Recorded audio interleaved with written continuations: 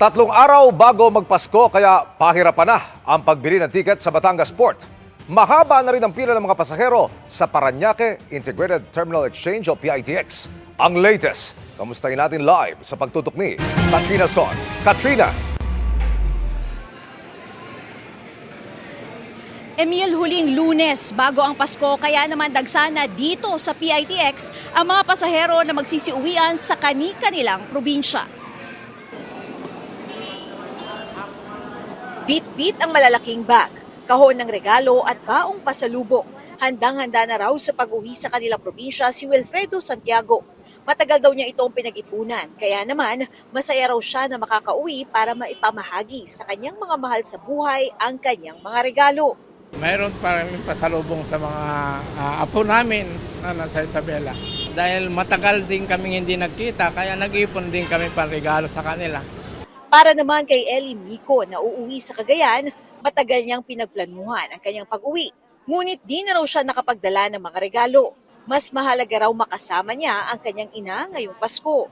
Kasi yung presence na lang, 'di ba, sa pamilya. Yung nanay ko kasi is nag-isa na lang. Yung love na lang. Kasi matanda na siya eh. Yun na lang ang importante ibibigay. Kasi yung pera is nandyan lang. Sa tala ng Parañaque Integrated Terminal Exchange, as of 2 p.m., umabot na sa mahigit 107,889 ang mga pasahero rito.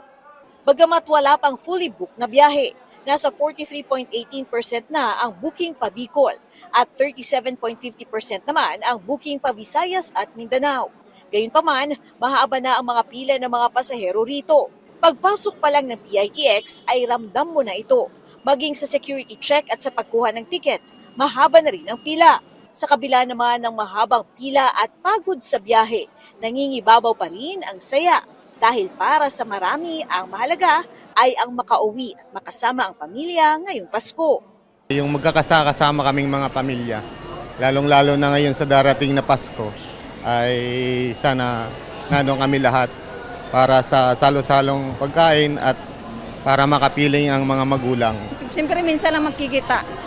Minsan lang magkita taunan. Patuloy naman ang pagdagsa ng mga pasahero sa Batangas Port. Sa dami ng pasahero, ang ilan sa kanila nakaupo na sa sahig habang nakapila sa ticketing booth. Pahirapan na kasi ang pagbili ng tiket dahil fully booked na ang ilang biyahe.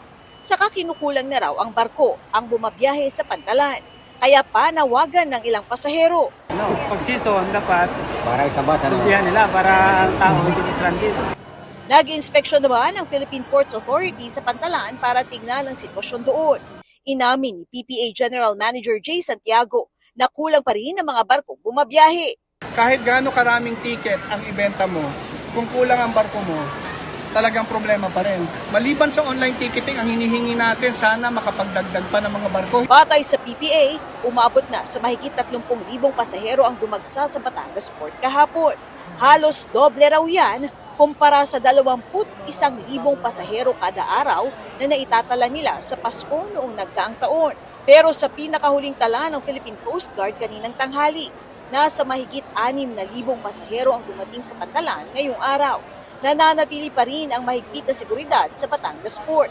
Ipinagbabawal din ang pagdadala ng mga baril, patalim, mga paputok, mga pampasabog at mga bagay na madaling magliyab.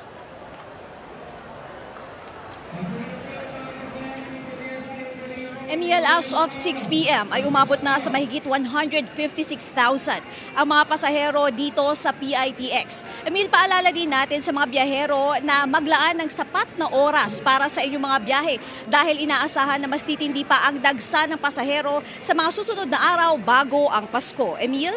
Maraming salamat, Katrina Son.